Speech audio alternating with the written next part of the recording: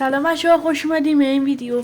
ما امروز میخوایم در مورد دیوار نهایی ماینکرافت یه چیز جالب نشون بدم. اول ما باید دو نوع اسلب برداریم، یه پیستون و یه دونه لور. من پیستون و لور رو از قبل برداشتم.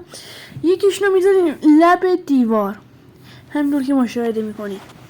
بعد یکیشون میذاریم اینجا، دو تا رو هم که یه بلاک کاملشه. این بالایی رو میزنیم، بعد یه پیستون میذاریم پشتش و یه لور میذاریم پشت این پیستونه. این لور رو که فعال کنیم پیستون فعال میشه و این دوتا میان روی هم دیگه. این چیز غیر قانونیه و اگه ما یه بار این کارو بکنیم میتونیم تا ابد هر چقدر که خواستیم این کار رو گوشه دیوار انجام بدیم، فقط رو همین بلاک.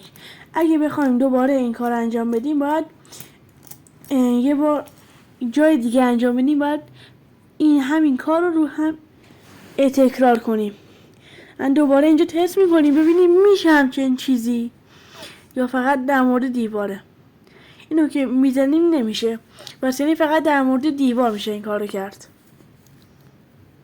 دوباره تست کنیم میشه.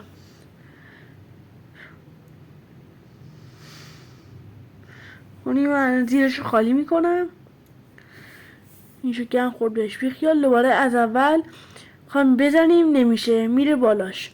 دوباره دو تا دونه بذاریم اینجا هم که بزنیم نمیشه. دوباره همون کار قبلی انجام میدیم، پیستون میذاریم اینا رو هم، بعد پیستون.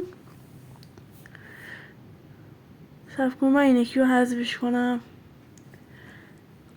هست. دوباره یه لور میذاریم همین روش، بعد میزنیم دوباره همین اتفاق میفته.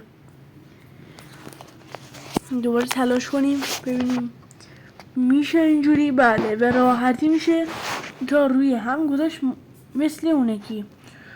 لایک و ساب یاد